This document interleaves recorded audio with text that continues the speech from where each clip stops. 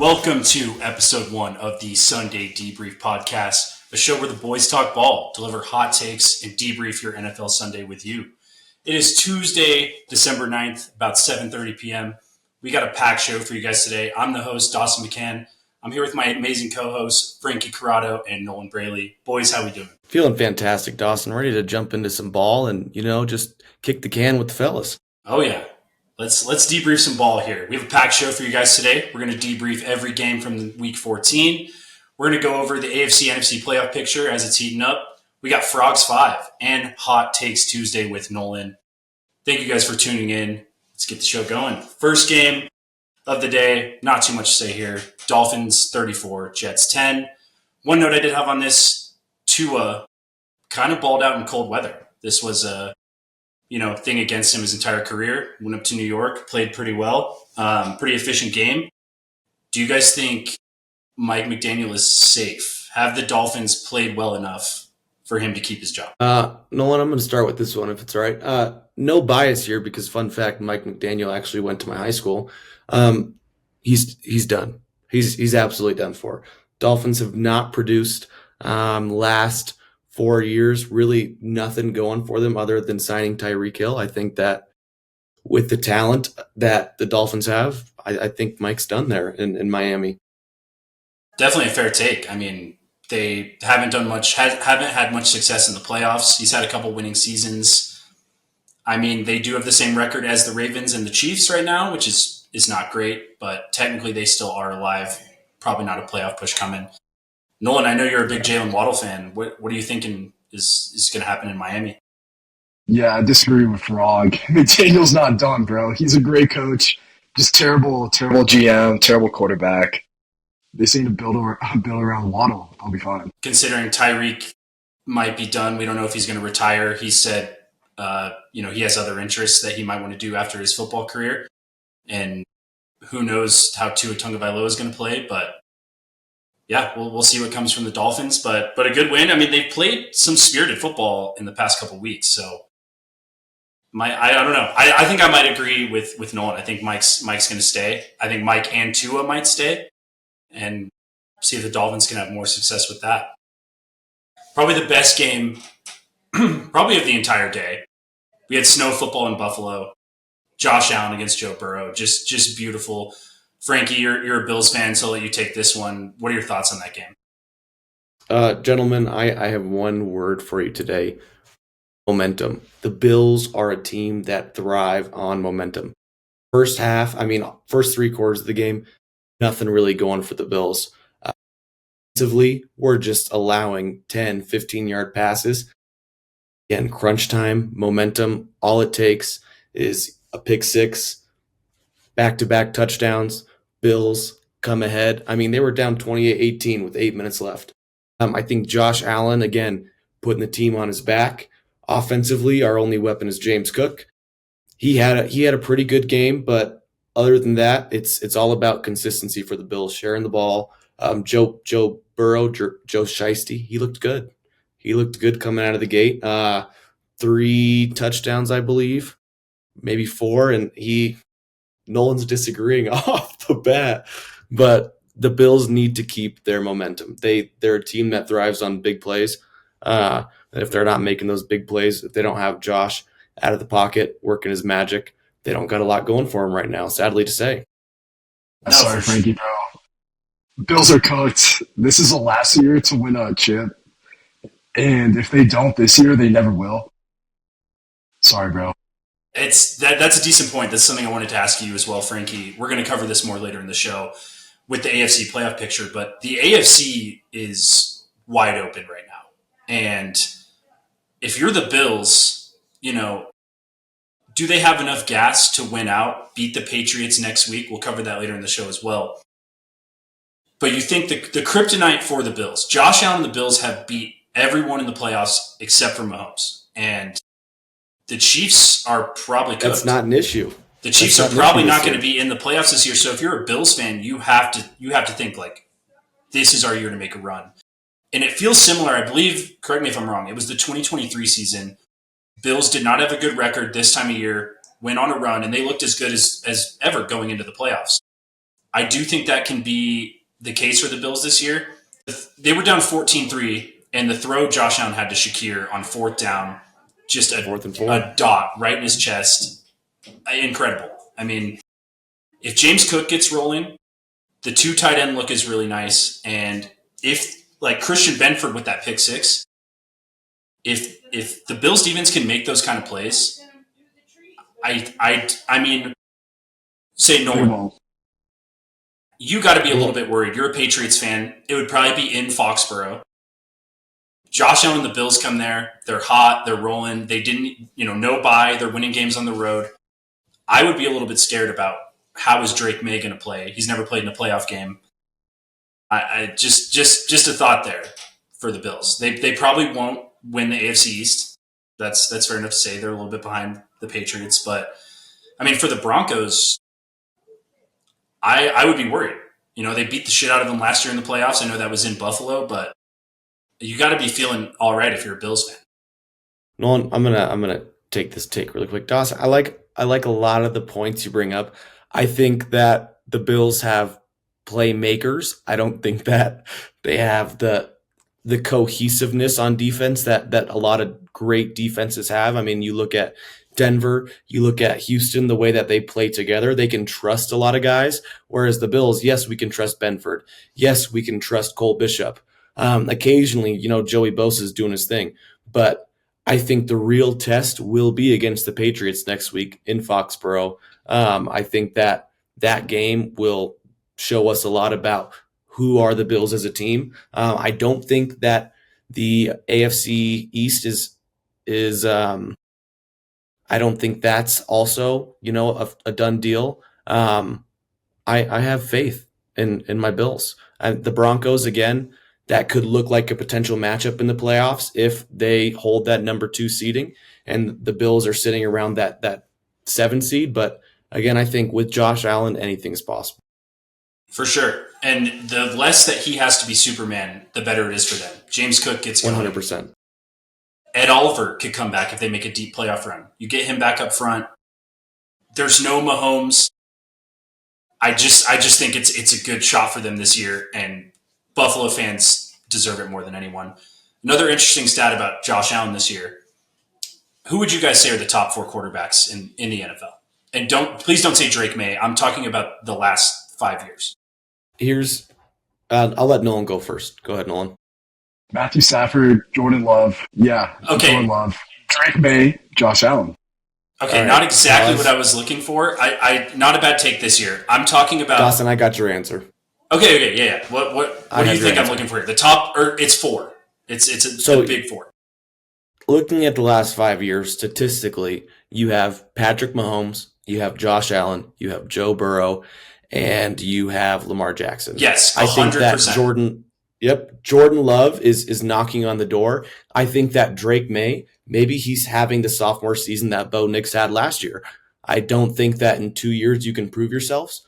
I mean, honestly speaking, look at Jaden Daniels. He didn't have a fall off in year 2. I think that Drake May is playing like a lot of people thought Jaden Daniels would play this year, despite the injury.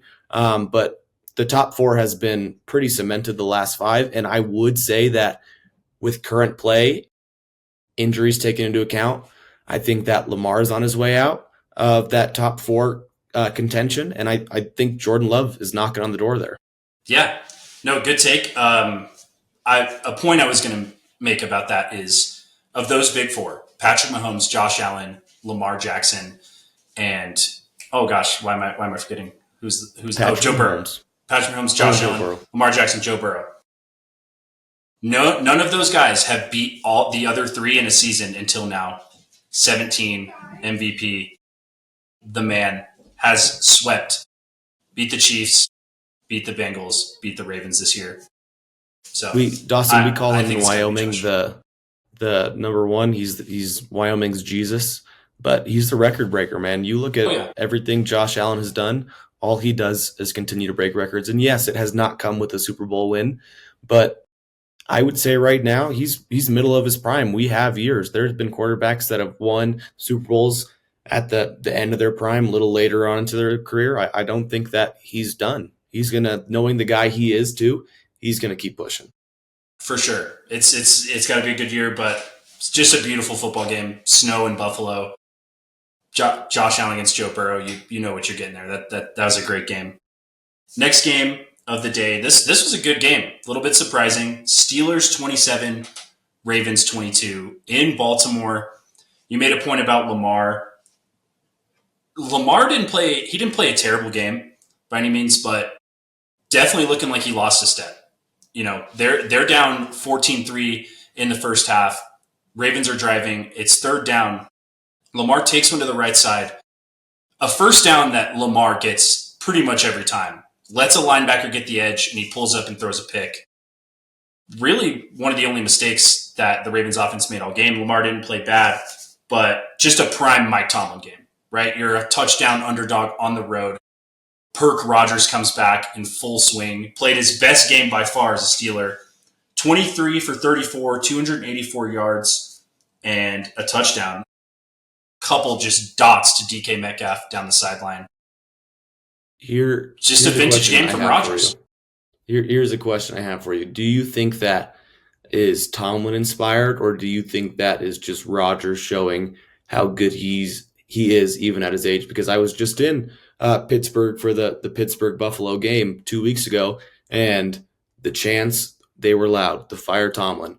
Everywhere we go, that's what people are saying. So I think that, again, that's a hard thing for that division right now. Steelers, Ravens. Steelers finally kind of broke ahead as that top contender, but I do think that Rodgers being Rodgers, those are the plays he makes. And Lamar, like you mentioned, I think he might be on his way out of that top four, and maybe it's sort of a fear factor for him.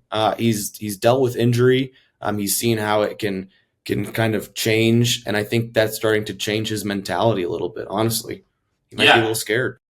For sure. It felt like it kind of took you back to the Steelers with Big Ben, because obviously Tomlin keeps the offense the same. He's done it his entire career, and he doesn't have a losing season, but to go 9-8 and lose in the first round of the playoffs is not what Steelers fans are looking for.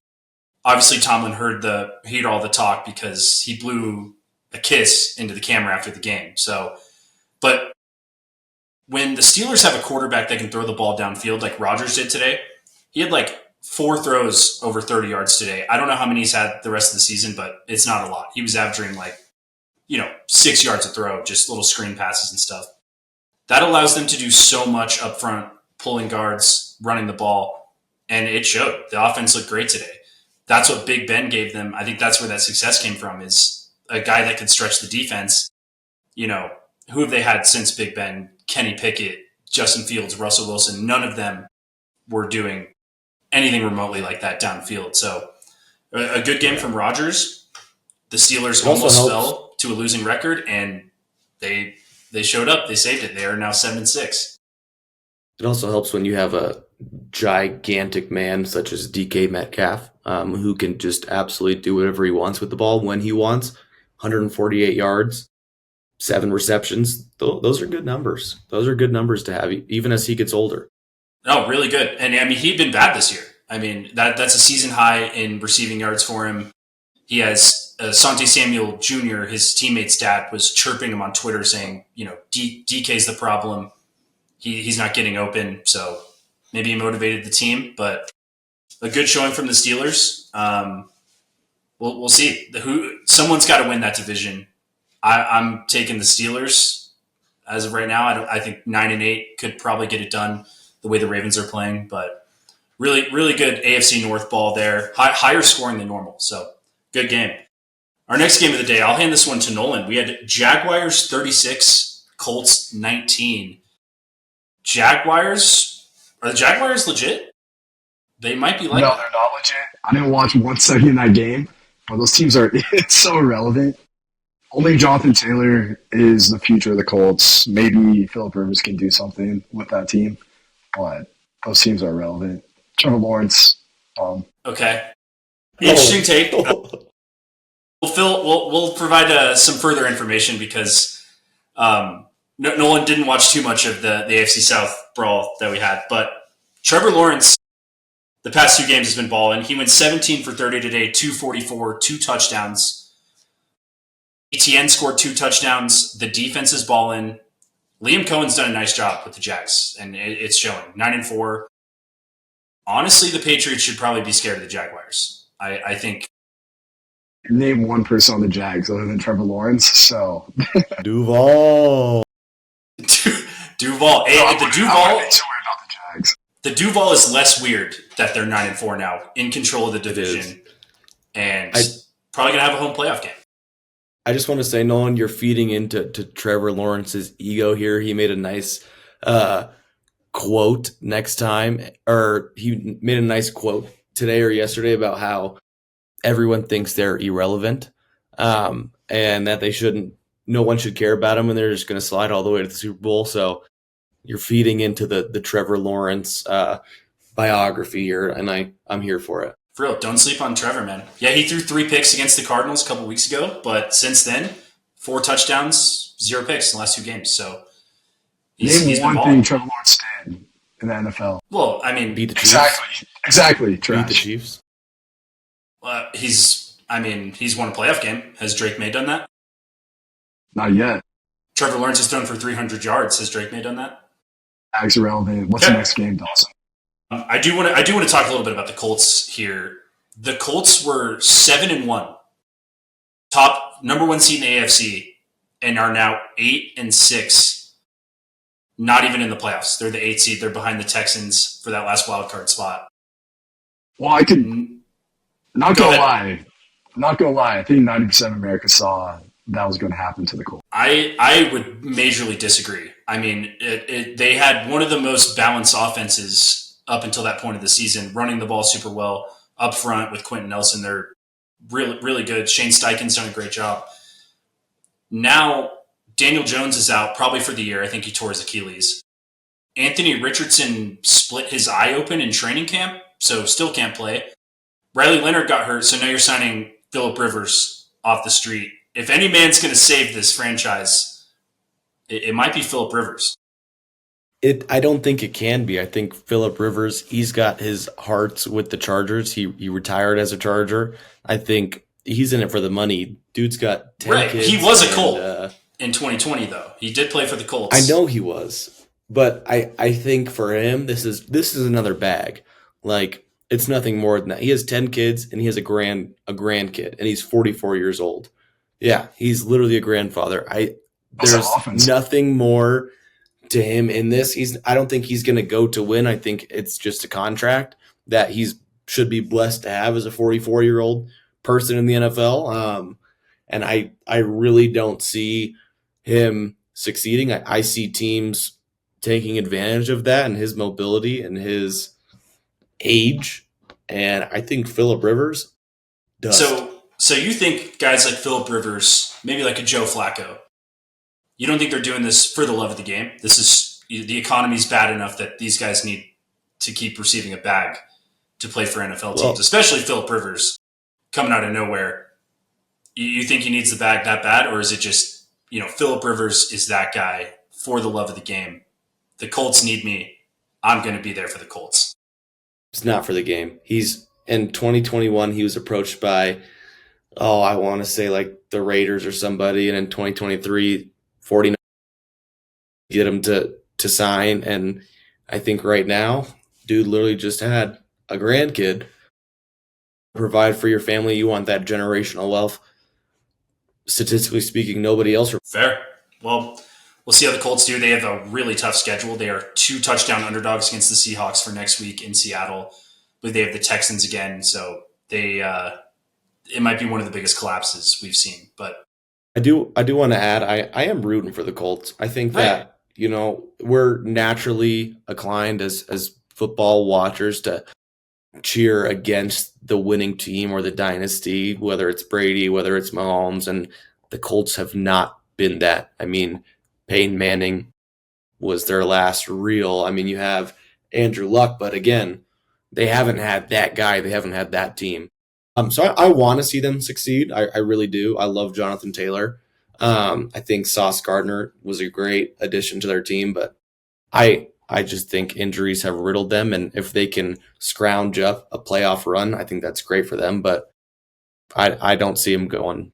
I'll be completely far. transparent about my takes. I was at the bar a couple weeks ago, shared a take with Nolan and a couple other guys at the bar that I thought the Colts were the scariest team in the AFC. I thought they would beat the Broncos and the Patriots, and now the Colts are cooked. So that was a big L take by me.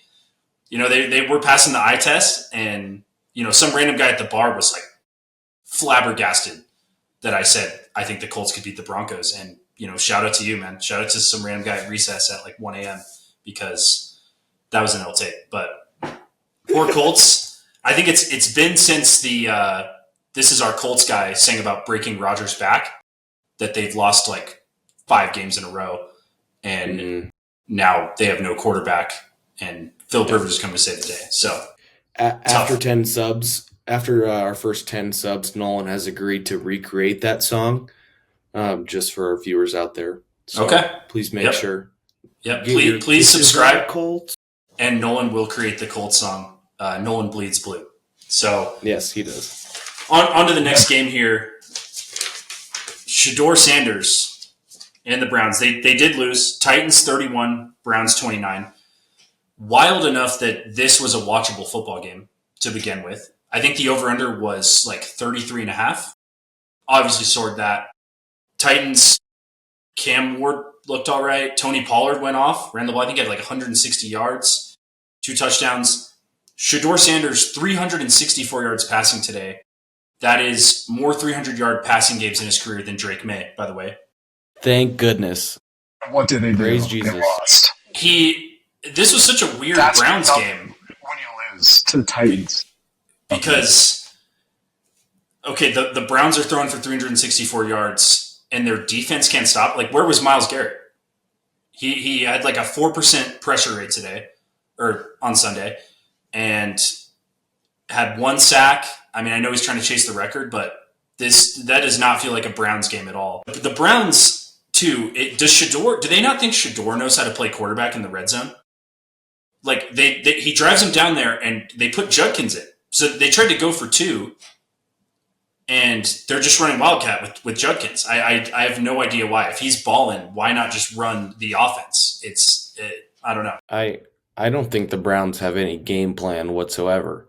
I think Kevin Stefanski's a decent coach, right? Like, I mean, you know, 300 yards, that's more than Drake May's ever had. Like, come on. You can't deny that. I don't think he's a bad coach. He doesn't have to, bro. The Patriots go up like 30-0, so Drake May doesn't have to throw 300 yards. Okay, fair enough. But we are still waiting for the Drake May 300-yard game. But yeah, agreed. He's been. We'll see in Foxborough, Nolan. This was a tankathon game, though. Titans win their second game. I think they still have the number 1 overall pick. So probably count on the Titans to lose the rest of their games. But Shedeur Sanders named the starting quarterback for the rest of the year. Good for him. Definitely better than Dylan Gabriel. Today, honestly, looked better than Cam Ward. So we'll see. He did throw a bad interception. Still some really bad pocket awareness out of Shedeur. But, you know, if we're all in Colorado, you got to support Shedeur. So that's nice. He's also 22 years old, taken in the fifth round. Like, yeah. I mean, nobody's expectations were he's gonna become a starter this year based on his draft results. I think that, honestly speaking, he's exceeded what a lot of people had in mind for him. I don't think anyone thought he was gonna see any snaps, and terrible prediction. But my hot take is 2 years, maybe he's the starter there, and I think that Browns again probably will be bad. They'll try to draft another up-and-coming quarterback, not in this next draft because that quarterback class is really not it. And maybe he gets an opportunity somewhere else. Sure. I think I saw a stat. That's the most passing yards by a Browns QB, or at least a rookie QB in like 75 years. So from all the fallen soldiers that went to Cleveland that got drafted there, Shedeur, we're rooting for you that you're the one. On to the next game here. Not too much to say. Saints 24, Bucks 20. Probably the biggest shocker. Buccaneers at home. Tyler Shuck might be him. He's kind of nice. He had He had like a 40-yard read option running touchdown. I don't know why the Bucks are falling for like middle school level just read options, but they were working with Tyler Shuck. He had a decent game. Bucks now dropped to 7-6. They are tied with the Panthers, top of the AFC or NFC South. Someone's got to win that division. I did take down some notes. Do you guys remember early in the season, Baker was like MVP. first in MVP odds, right? Yeah, they were electric starting the season. What, 4-0, 5-0 start? 5-1? They were really good, and we can cover why. I think I have a few ideas. Baker weeks 1 through 6, 129 for 195, over 1,500 yards, 12 touchdowns, and 1 pick. Great start, real hot. Week 7 through 14, 128 for 222, 1,100 yards, 8 touchdowns, and 5 picks. So, obviously they're missing Mike Evans. They're missing McMillan's another good receiver that they have from Washington. That it shows, they're so young on the outside. Egbuka, Tez Johnson, those guys need a guy like Mike Evans to kind of anchor that room down, be that target on the outside. Tristan Wirfs, their best O-lineman's out. So they're banged up, but I mean, this feels like the NFC South every single year. It feels like it's just that 9-8 to 8-9 team that gets in is going to get killed by the 5 seed in the NFC. But poor Baker and the Bucks, man. This has been tough. They've lost 5 out of the last 7 games, and they're not heading the right direction. But they do play the Panthers twice. We're gonna have some good. That's good news. Good NFC South matchups. 2 for 7, on 4th downs in this game, which is insane. A lot of those were close distance. You can't block. Bucky Irving's coming off an injury. Tough loss there for the Bucks. Another game from the early window. Commanders 0, Vikings 31. Is 9 that guy? No, I'll give you this one. No. 9 might be that guy. 9 had an efficient game today, threw for 3 touchdowns, and just absolutely destroyed the Commanders. After the Commanders put on a good game against the Broncos last week, the Vikings got shit on by the Seahawks. So, that was without 9. That was like a 4 interception game from the backup.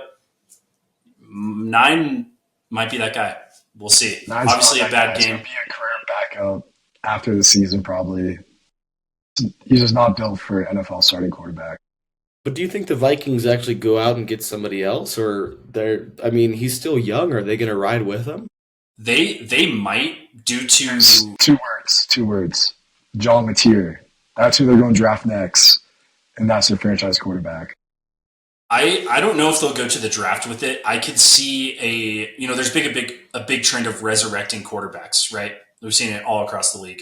Kevin O'Connell is a little bit of like a quarterback whisperer in the way that you can go quarterback rehab in Minnesota, kind of like you can in San Francisco with Kyle Shanahan.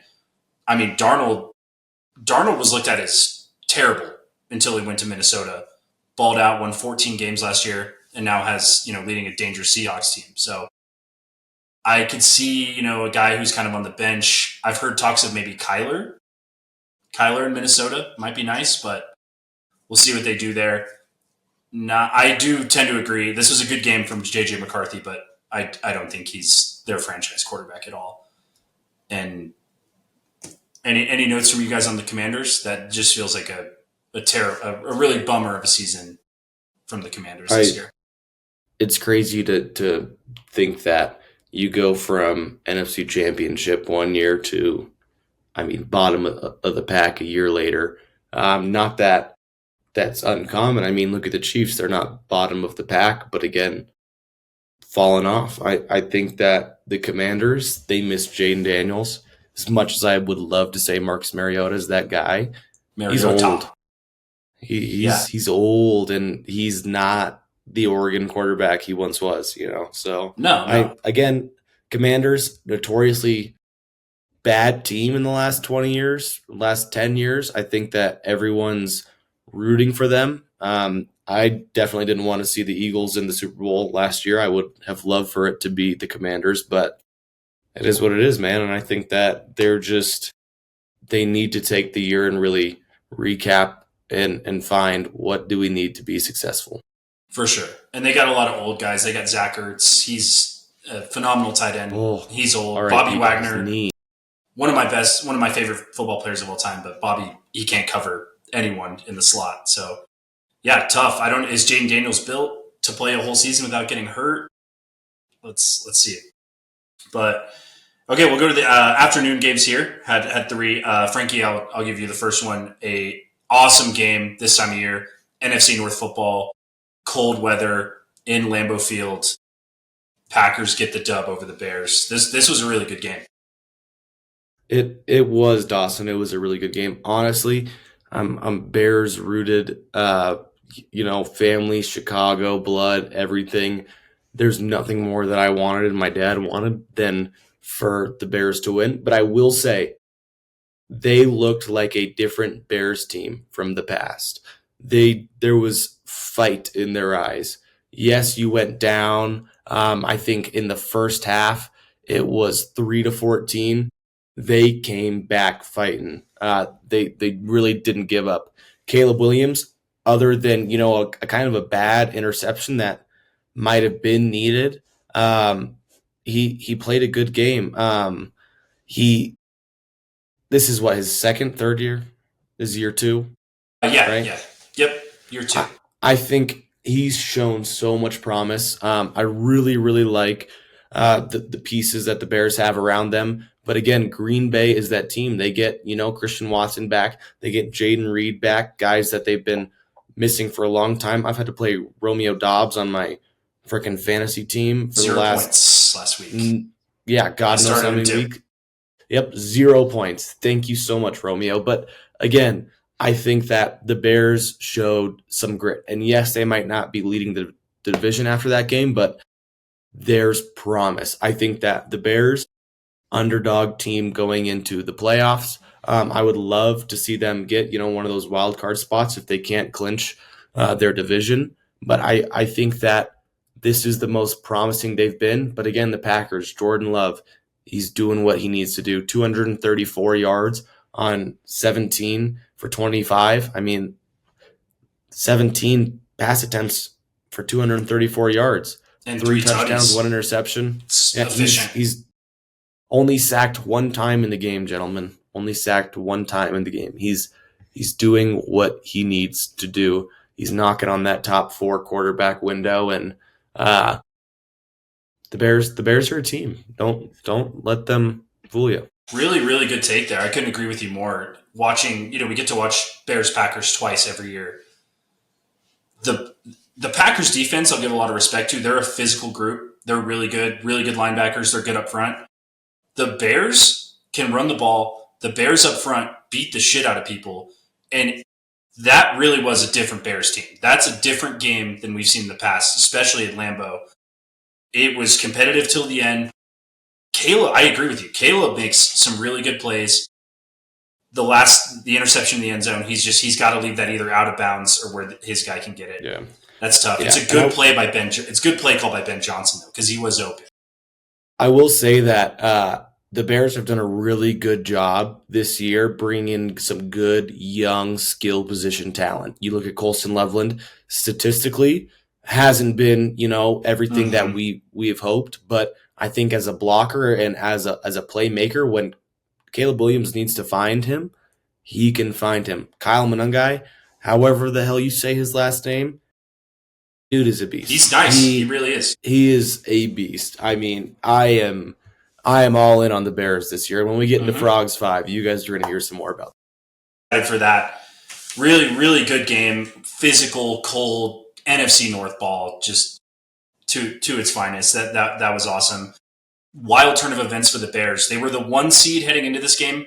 They're the 7 seed after losing that. So that's tough. The NFC is seriously stacked. We'll get into that with our playoff pictures. But next game of the afternoon, some maybe gambling scandals at the end of this game. But Broncos 24, Raiders 17.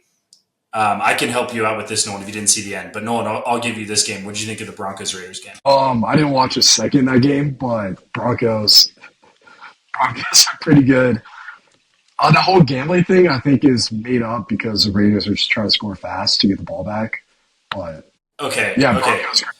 For all you guys out there, I don't think Nolan saw the end of the game. I don't know if you did either, Frankie, but the Raiders are down 10.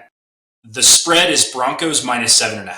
So it's 24-14. They throw a pass inbounds and there's like 4 seconds left. The clock's winding down. Broncos get called for a delay of game because the defender like laid on top of the Raiders guy and stopped him from getting up. So there's 4 seconds. You're down by 10. There's 4 seconds. You're cooked. You're not going to get the ball back. You're not going to kick an onside kick. There's no chance. And Pete Carroll lines up and they kick a field goal. Time runs out just to make it 24-17. A pretty bad beat for any Broncos minus 7.5 bettors. But that's wild. Game, I mean, the Raiders stink. That's sad. Geno Smith, he got injured in this game. But just not good. Really not good for the Raiders. They are terrible. And I think Pete Carroll's probably out, which pains me to say, Seahawks fan, but I haven't seen the Raiders that bad. And there's a lot of bad Raiders football that's been played. But credit to the Broncos for the win. Honestly, maybe a hot take. That's fine for me. The Raiders can be trash for as long as they want to be trash. I mean, being in Denver, nobody wants to see the Raiders win. Sorry to say it. For sure. I don't think I've liked like one Raiders fan I've met personally. You didn't think it was cool at all back in the day when they played in Oakland at like a baseball stadium. The fans are just hammered. It's like dudes, with face paint and like spiked shoulder pads and shit. I think it's a little bit cool, but I do obviously now it's way different. It's like nightclub in the end zone. People are throwing ones on strippers and shit in there. So it's a lot different now, but, Broncos 11-2 move over the Pats for the 1 seed. If the Broncos win out, they would have the 1 seed because of opponent record. The Patriots lost to the Raiders in week 1, which is wild to think about. But if both those teams win out, the AFC would run through Denver. What are your thoughts on that? Yeah, Patriots are fine. Broncos also a very good team, but it doesn't matter. We'll see the Broncos in the playoffs, and we'll see what happens. An AFC Championship, Broncos-Patriots would go crazy. It would feel like that will not happen. Sorry to interrupt, Dawson. There's sorry, different team in there. Gotta show love for the Bills. I do also really like the Bills, not the Pats. But if the Bills want to do it, still have defense what the other two teams have. So we'll see if Josh Allen can stay. And we'll get a lot more into that. R-rated, but Drake Bay's nuts just dropped yesterday. Might be a decent take. What's that? Frankie, we'll go to you for the last game of the 2:00 slate. Rams Cardinals. I'll let you cover this. I just as a Seahawks fan, I was rooting for the Cardinals, obviously, and they had a sick drive to start the game. Marched right down, scored a touchdown. I think it was Michael Wilson who caught it. Michael Wilson had 37 fantasy points, by the way, which is wild.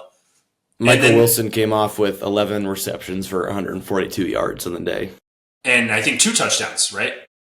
2 touchdowns with averaging 13 yards carry. So Brissett was just feeding him. By the way, Marv's a fraud.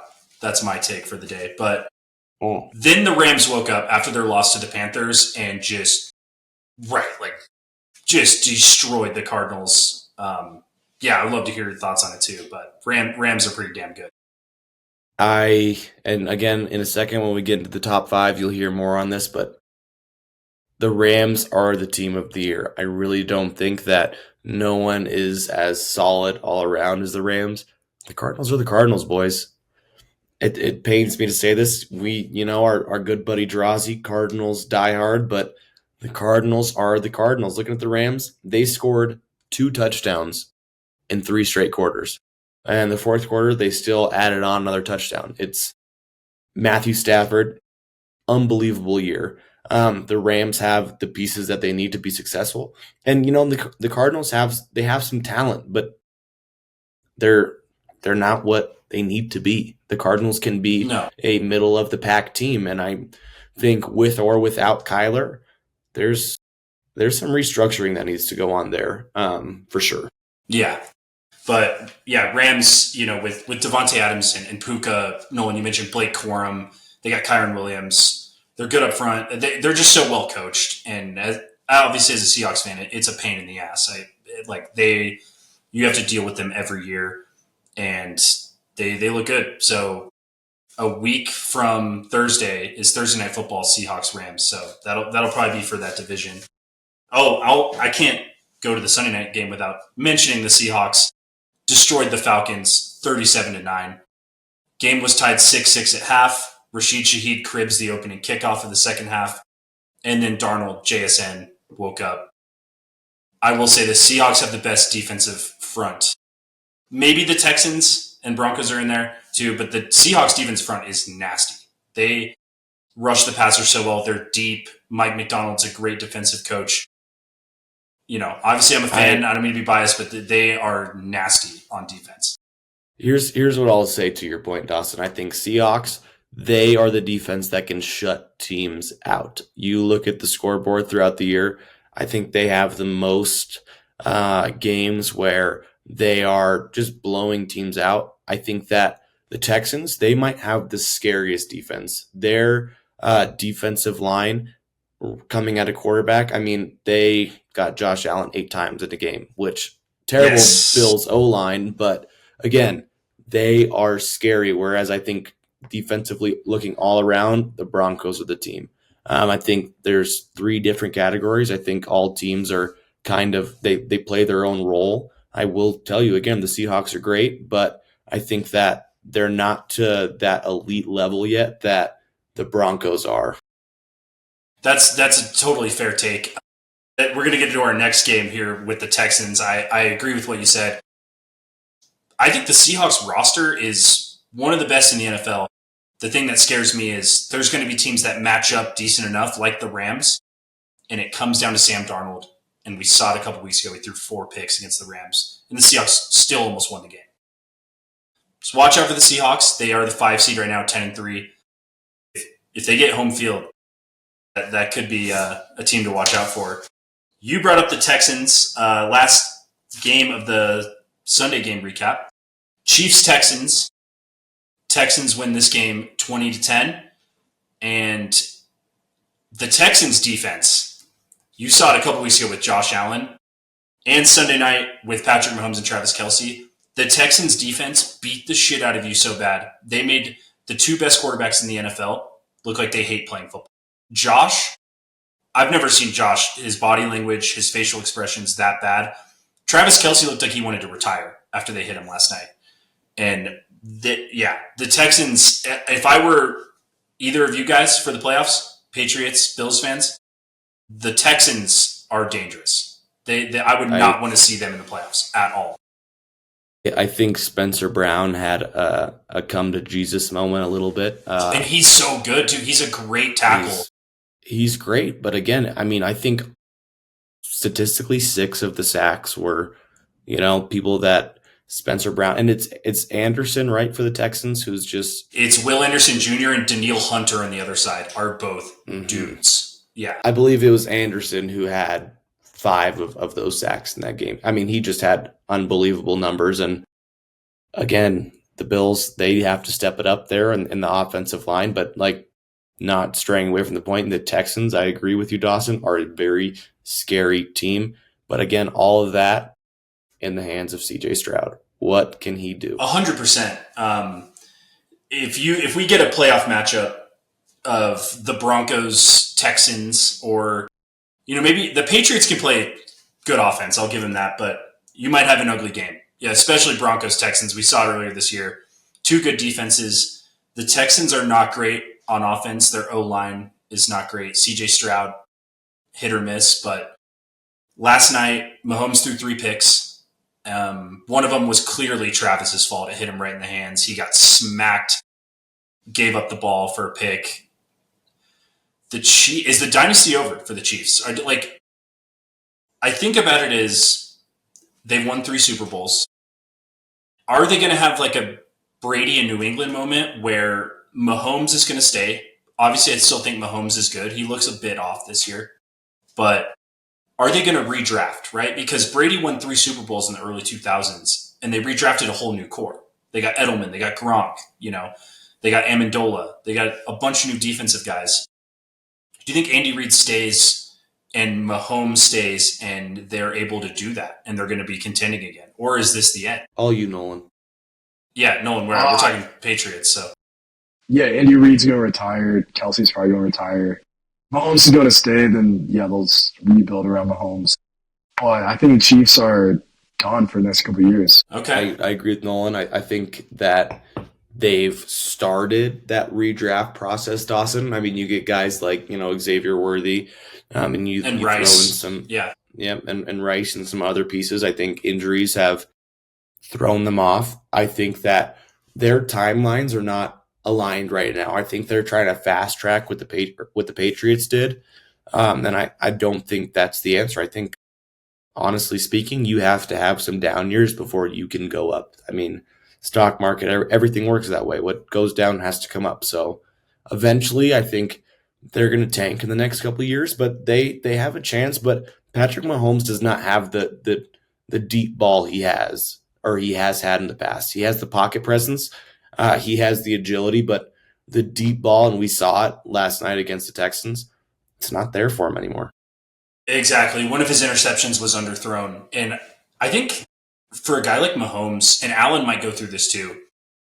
Allen kind of already did, though, coming out of college, but Mahomes might have to fix some of his mechanics, honestly, because if you look at early in his career, any arm angle, whatever he did, he could just launch the ball and it'd go, a mile.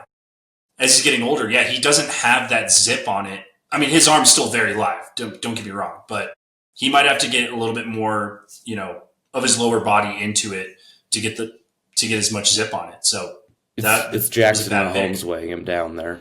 Definitely his brother weighing him and down. Brittany might be weighing him down as well. And Brittany. But not to toot the Bills' own horn there, but if you guys watched Hard Knocks, Josh Allen and his mechanic work might have the best scientifically proven throwing mechanics in the NFL.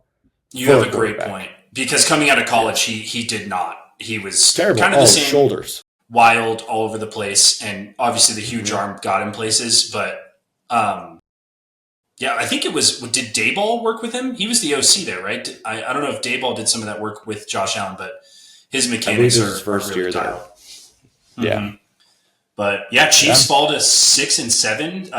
Dolphins are 6-7, and Ravens are 6-7. So, chance you might not see Patrick Mahomes or Lamar Jackson in the playoffs this year for the AFC, which is wild. But honestly, being from Denver, I don't hate to see that. Mahomes doesn't look like he's having fun, and he's missing guys. There's throws he's overthrowing, he's underthrowing interceptions. So tough. But it was a fun Sunday in the NFL. Week 14, things are heating up, and we're gonna move to a segment that I'm really excited for. We're going to do this every week after we do our Sunday debrief. We're going to go to Frogs 5 with Frankie. So, Frankie, spotlight's all yours. I can't wait to hear this. All right, gentlemen, welcome to Frogs 5. I really hope to get some sort of background jingle, maybe a green screen in the future. My list for you today, you can go back and forth. My only ask, let me get through the list here. Being our first podcast, we're starting off on the right foot here. Frogs 5 today, top 5 Super Bowl contenders after week 14. Hot take per earlier, I'm going to give my honorable mention to the Bears. I know a lot of people didn't see that coming. I know it's Caleb Williams year 2, but I think that the upside that this team has shown and the grit really outmatched. Starting off hot, number 5, Dawson, you'll love this. I have your Seahawks. I think Darnold, he has revitalized a team. JSN, number 1 receiver in the league. I think it's between him and Taylor for Offensive Player of the Year. They're just absolutely blowing teams out. I can absolutely see them making a deep playoff run. Number 4, we have my Bills.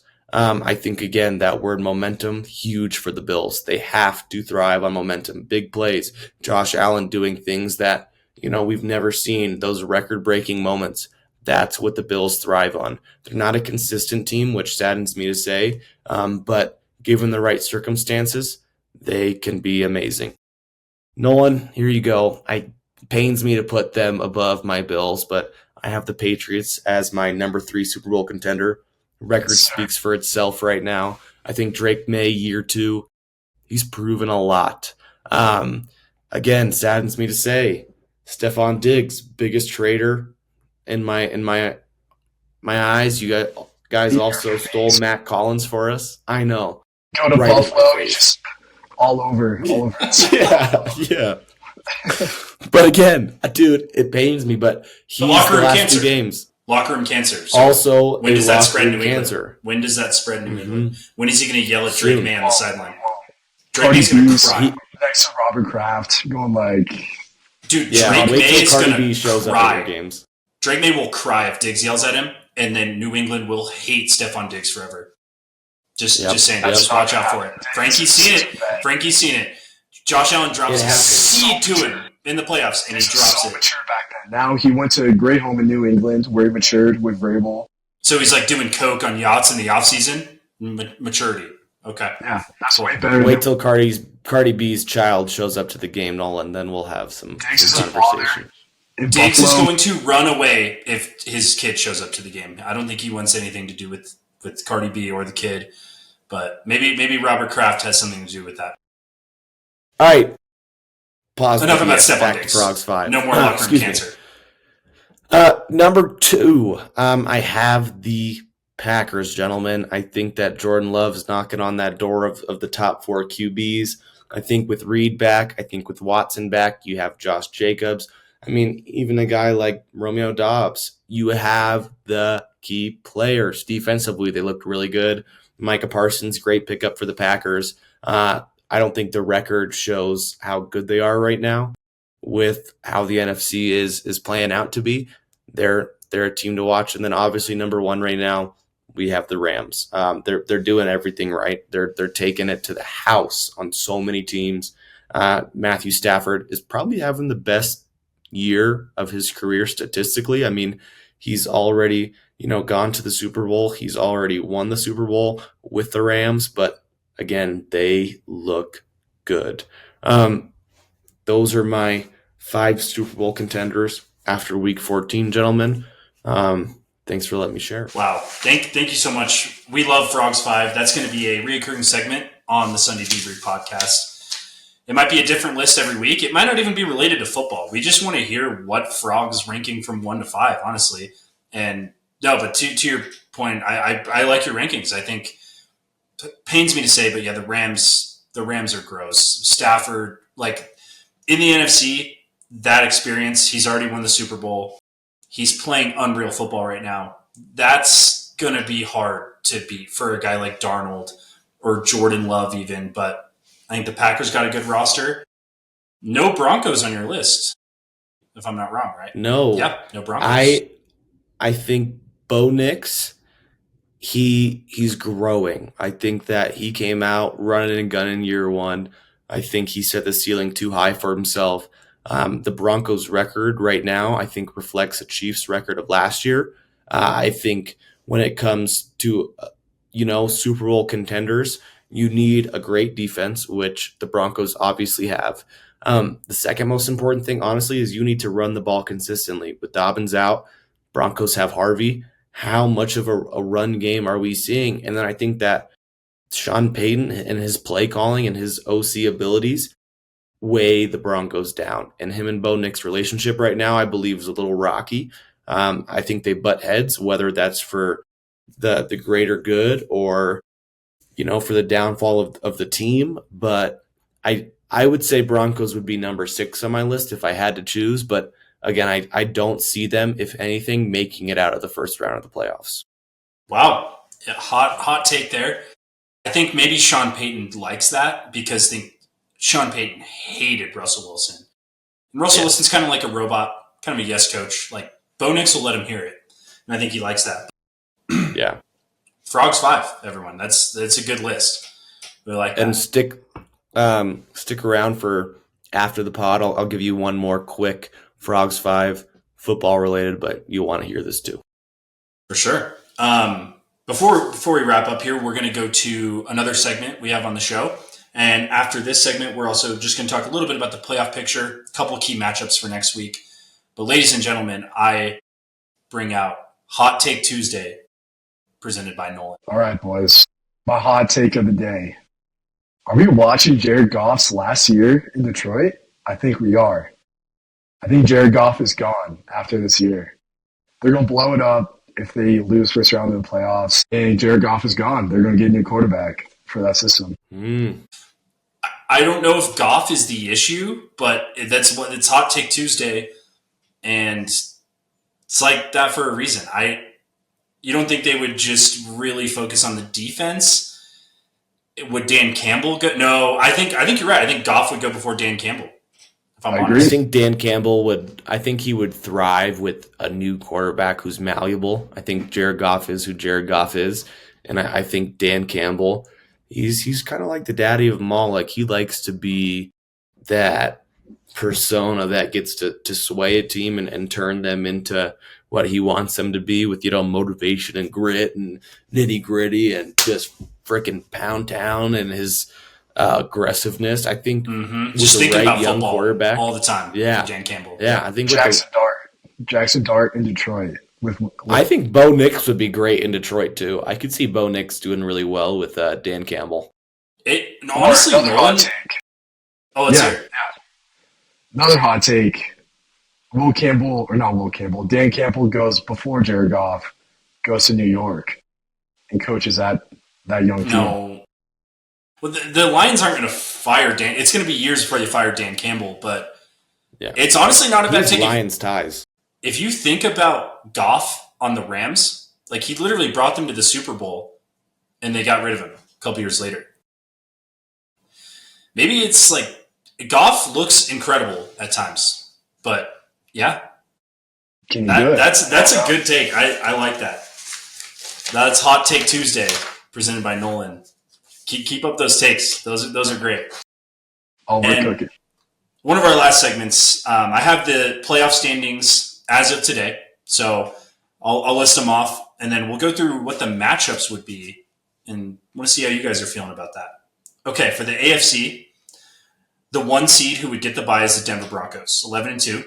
Have the tiebreaker over the Patriots based on best win percentage in conference games. So I think if both those teams control their destiny, if they win out, they would get that. The Patriots are the 2 seed. The Jaguars are the 3 seed. Steelers at the 4 seed. Chargers at the 5 seed. Bills at the 6 seed. And the Houston Texans at the 7 seed. So that means the Houston Texans would go to Foxborough.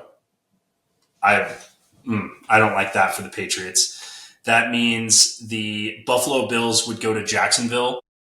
Frankie, I wouldn't feel bad about that. Warm weather in Florida, they're probably nice for that. And then you'd have the Los Angeles Chargers going to Pittsburgh to play the Steelers, which would be maybe an ugly football game, but what do you guys think about those matchups? If I'm a Patriots fan, I don't like that at all. I'm not feeling good about that. I'm not worried about that. And obviously this could change. The Texans could overtake the division. It could be the Jags. It could be the Colts still. That's not a team I want to see.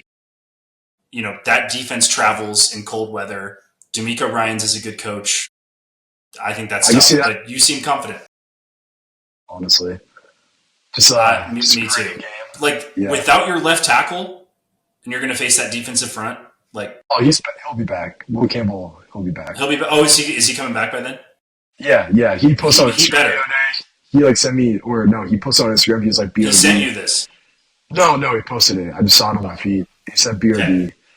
Yeah. Nice. Nolan receives direct DMs from Will Campbell, so we'll have to have him on the show. The only thing I'll add to that, Dawson, that's if I could be a predictor here, I think that Bills, they would win out. Nolan, I think that the Texans would give you guys a tough time there. That's Drake generally May's speaking. first true test in playoffs. I would be worried, but I'm not. If I was a Patriot, I would not want Drake May to see that. I don't see Texas winning that. I'm worried, but I don't see Texas winning that game. And I also don't be think confident. That the Patriots are good. Yeah, I don't think that the Broncos would remain the 1 seed. They have a tough schedule left. They do. And your point about the Bills winning out, we're also going to get a classic Bills-Eagles in late December, which usually turns out the last time they played it was an incredible game. But that's how the AFC is looking. We're going to keep you guys posted on the playoff picture every week. I'll list off the NFCs. Okay, the number 1 seed in the NFC, I'm just going to pull this up. The Los Angeles Rams. So the Rams would get the bye. If the Rams win out, the Rams get the 1 seed. They play the Seahawks. Both those teams are 10-3. That's probably the winner of the NFC West, I think, will be the 1 seed. 2 seed, Green Bay. 3 seed, the Eagles. Eagles look like they might be on a collapse right now after Monday Night Football. Agreed. 4 seeds, Tampa or Carolina. Winner of the NFC South, I think, is probably a cupcake game. That 5 seed is going to destroy the winner of the NFC South.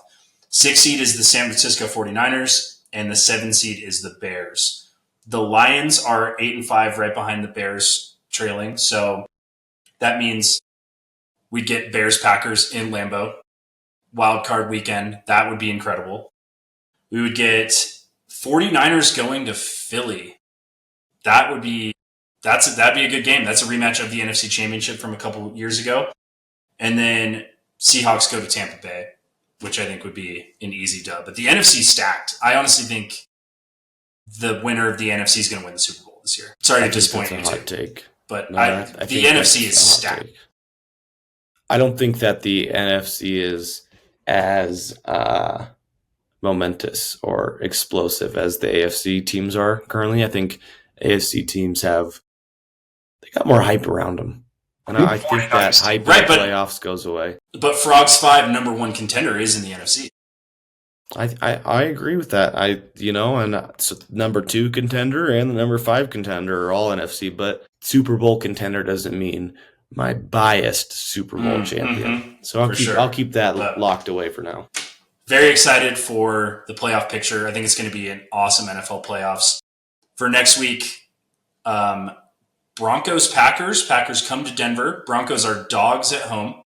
I like that matchup. Let's keep an eye on that one. We got Lions-Rams next week as well, which I think will be a good game. The Lions are pretty big underdogs. I think it's a touchdown in that game. And to end the show, we'll let you guys discuss for a couple seconds here. Bills going to Foxborough to play the Patriots next week. This is probably a t-shirt game for the Patriots. They clinch the AFC East with a win here. I think the Bills are not messing around. They looked off in the first game in Buffalo, wearing the icy uniforms. I think the Bills circled this one and they're going to ball out. But I think Bills win. Patriots are also dogs at home, so interesting. Patriots off the bye at home. I think it's going to be a close game. Will Campbell's not there, but I think the Pats take it. Honestly, Nolan, you got nothing to worry about. I don't think that, unless Joey Bosa decides that he's a dog once and for all, I think the Pats, I think it'll be a close game. I really do. I think it's going to come down. It's going to be a field goal type of game. Yeah. Hopefully we get a little snow. Hopefully we make it a little interesting. That'd be awesome. See how it goes. Some cold weather in Foxborough. Drake May's MVP game, honestly. Good take there. Well, we'll be looking forward to a Sunday Debrief Bowl next week. We got a little matchup between Frankie's Bills and Nolan's Patriots. But Frankie and Nolan, thank you guys so much. It was a great first episode. For you guys out there, if you made it this far, hit subscribe. We'll be on Instagram, we'll be on YouTube, and we'll be on Spotify under the Sunday Debrief Podcast. Also, check out our boys at the Wash Nugs. They're also on Instagram, YouTube, and Spotify. Make sure to follow, like, and subscribe. And we'll see you guys next week, and we'll debrief your Sunday. Deuces.